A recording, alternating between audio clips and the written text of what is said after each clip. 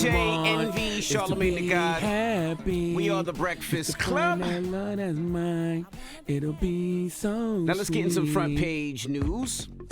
Now, NCAA tournament, Atlantic beat Kansas State, San Diego State beat Creighton, Miami, Florida beat Texas, and UConn beat Gonzaga. Now, Drop on the clues bomb for the University of Miami, damn it. The Hurricanes, for the first time ever in the Final Four. You know, that's in the notorious football school. Football school, yeah. Yeah, you see them in the Final Four in basketball. I know Uncle Luke somewhere happy. Yeah, Logan's going in next year. Now, let's talk You about... going to Miami? Yeah.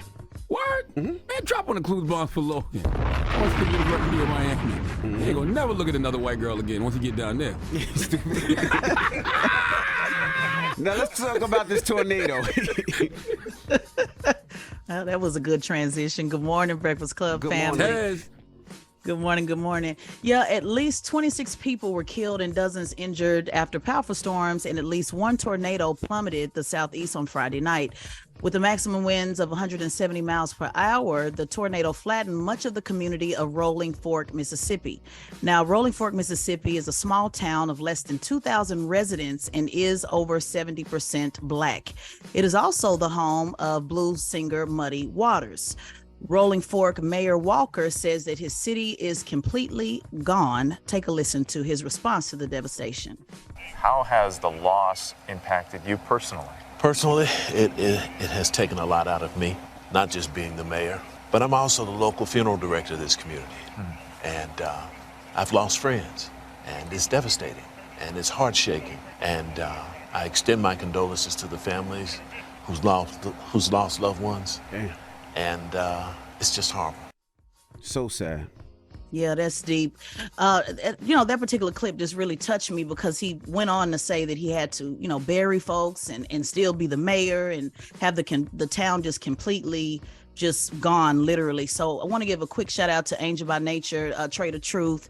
He went down on Saturday to help with the devastation. He has family there as well. And everyone that has lost someone or going through that, you can donate to assist Rolling Hills and to any credible source, such as the American Red Cross or grassroots organizations like Angel by Nature. We have to, move forward from just sending thoughts and prayers and actually, do something about it, do what we can. I agree with you, Tez, because natural disasters are something that folks should never ignore because the reality is that can be any of us at any given time. It could be anything. It could be a tornado, a hurricane, an earthquake. You just never know when Mother Nature is going to do what it do. So when you see somebody in need because of a natural disaster, you should support any way you can. Absolutely.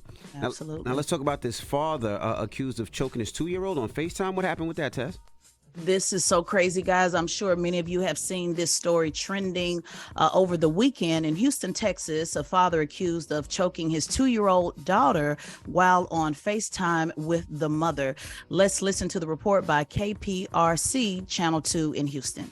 DeAndre Flanagan wears a yellow jumpsuit with his hands behind his back in handcuffs as he appears for the first time in front of a judge. The 25-year-old charged with murder. Investigators say he picked up his 2-year-old daughter from daycare, went to the mom's job at Walmart, threatened her, then led law enforcement on a 30-mile chase with his daughter in the passenger seats without a seatbelt or car seats.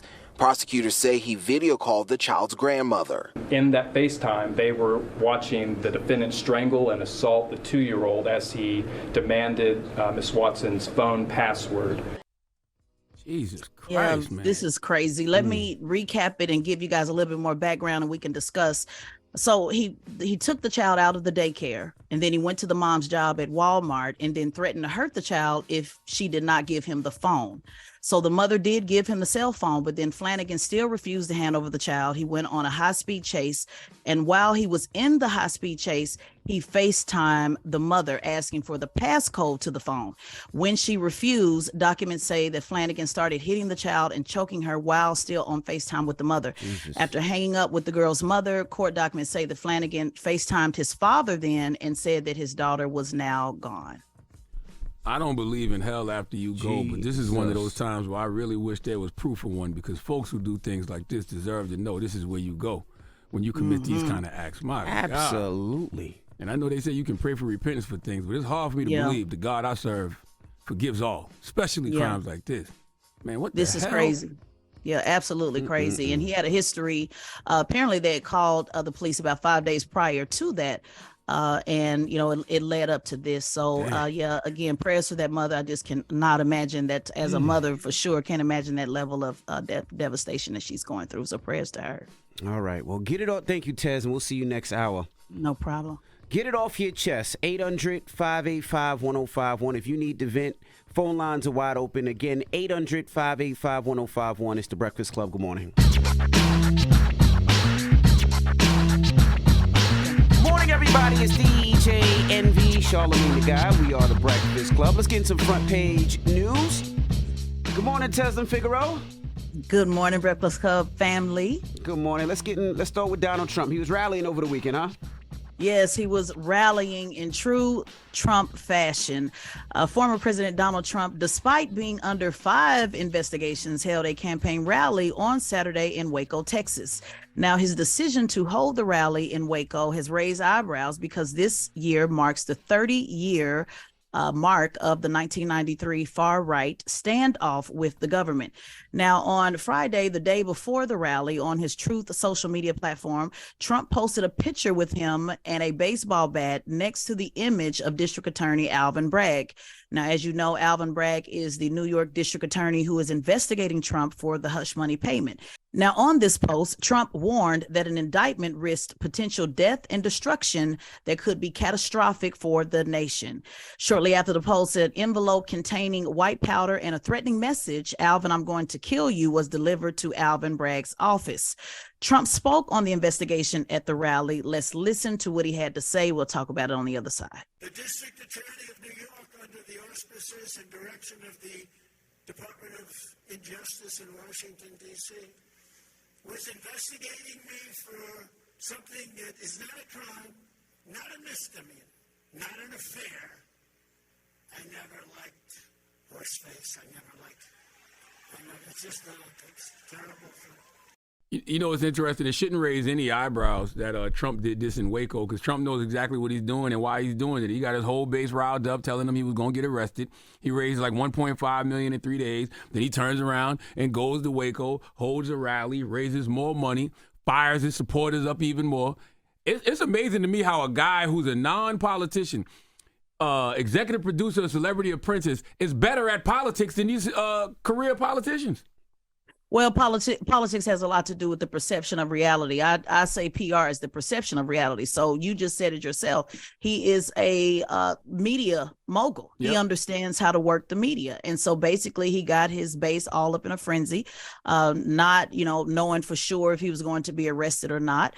It makes it look like Alvin Bragg's office is avoiding the indictment, which again, they say that is not true and they will not be intimidated. So, I mean, he knows how to manipulate the media, period, point blank. And it's working as far as his base. But again, Alvin Bragg's office said they will not be intimidated. They will move forward with the investigation. And how it looks, Charlamagne, is they say they're not going to rush, basically, just based upon Trump's antics, if you will. But we'll see. This is one of those things where they need to either do it, what they say, poop or get off the pot. Now, they saying what Trump didn't do that. They said one of his people allegedly put that picture up. That's why he took it down so fast. Well, they say, but we don't. Somebody put it up, and and again, right, and again, like we just heard on the clip, he's calling out, the prosecutor in the rally. So, whether it's a photo or not, he's literally calling him out in the rally. So he's not ducking from his position on feeling as if he's being set up. And they said they sold thousands of T-shirts over the weekend that said "God, Guns, and Trump" at this rally. Trump is he's a master marketer. Like, it's actually unbelievable how good he is at this and how people fall for it every single time. Now let's talk about Jonathan Majors. What went down with Jonathan Majors? And we've seen you very vocal online about it. So what happened with Jonathan Majors? Yeah, I was very vocal about it, as were so many others. On Saturday, for those who've been paying attention, Jonathan Majors was arrested in connection with a domestic dispute. Now, the Creed 3 actor was charged with strangulation, assault, and harassment, according to the police report. Now, allegedly, Majors was the one that called 911 from his penthouse apartment. When he got there, cops noticed that she was injured, and then she told them that he hit her in the face, grabbed her hand, and put his hand around her throat. Now, again, this is all alleged. Now, Majors' attorney has released a statement saying that Jonathan Majors is completely innocent and that the evidence includes video footage from the vehicle where the episode took place, witness testimony from the drivers and others who heard and saw the episode. And the attorney also says that 2 written statements from the woman who was claiming to be assaulted has recanted those allegations. Now, a judge granted a limited order of protection against Majors and is expected in court on May 8th. Now, my thing is with this is, you know, I posted online, Envy, to let's wait and see. You know, I never said if he did it or he did not do it, because the internet definitely doesn't know if he did or did not. And I just find it amazing that just saying wait on the information opposed to responding in the first 15 seconds, you know, created a firestorm. You know, the show First 48 at least has 48 hours to solve the case. So it's amazing to me that the internet can be judge and jury in a matter of seconds. You know, just for clarity, I do not support, you know, violence against women. I was one of the lead publicists in the Oklahoma City rape case where 13 Black women were raped by Officer Hosclaw. So obviously, if this man is guilty of what, you know, he has been, you know, which she said that he did, then we'll deal with that accordingly. But I do think it is important, you know, that we at least wait, you know, more than 24 hours to see what comes back. Yeah, I mean, you know, like you just said, Taz, you know, he called 911 from his Chelsea apartment. That wasn't even allegedly. Police sources said that. And, you know, he said the young lady was causing problems. And we just found this information out, you know, reading the recent reports that came out. So to your point, I don't like social media playing judge, jury, and executioner without all the facts. You know, it's actually sad how quick we are to demonize people based off allegations and accusations. And, you know, there is no due process on social media whatsoever. And there shouldn't be, because social media isn't the court of law. Right. The court of public opinion should not be able to, like I said, you know, be the judge, jury, and executioner in situations like this. Well, what do you guys think about the Army pulling the ads? Now, they didn't drop them, but they did pull the ads with him on it. What do you think about that? I mean, most companies do things like that when situations like this arise. You know what I mean? They'll pull the ads until further notice. You know, nobody wants to be associated with these kind of allegations and accusations. I mean, if it's proven that, you know, he didn't do that, they'll probably start running the ads again, more than likely. But that's not like unheard of for a company to do that.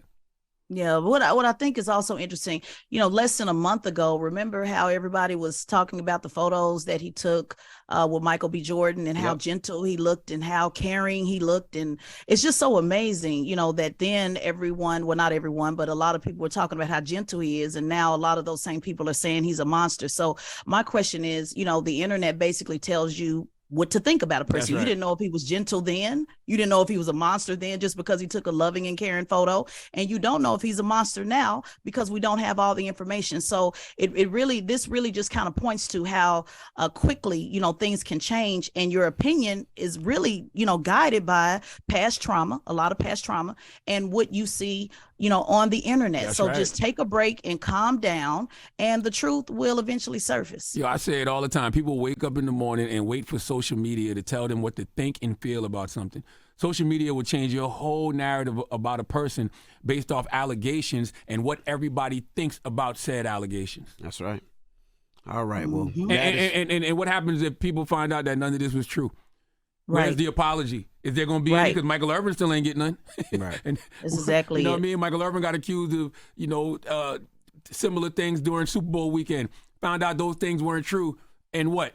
Did anybody come out and was the apology as loud as the slander? Definitely not. Right. Or did she get charged, you know, for falsifying documents? Because that's a real charge. So, you know, it's a lot to unpack with this. We want to stay connected to the story because I think there's a lot of discussion that we can have. And I want to remind people, if you don't mind, this week I'll be hanging out again with you for Front Page News. Make sure you tap into the Straight Shot No Chaser podcast on Thursday because I do dig a little bit deeper, you know, into these stories. And if you have any questions, definitely send it to me on Instagram by following me at Teslin Figaro. And Tez, Teslin will be at the first ever Black Effect Podcast Festival, Saturday, April 22nd in Atlanta at Pullman Yard. She'll be part of the Women in Podcasting panel. So, pull up to Atlanta and come meet Teslin Figaro up close and personal. Not too close, though. We got security, okay? So you can't get too close. Well, just for I am an M60 gunner in the Air Force, a former veteran, so pull up if you want to. There You'll find out. That's right. All right. Go get your tickets at Eventbrite for the first ever Black Effect Podcast Festival. And that is Front Page News. Thank you, Tez. Wake that ass up early in the morning. The Breakfast Club.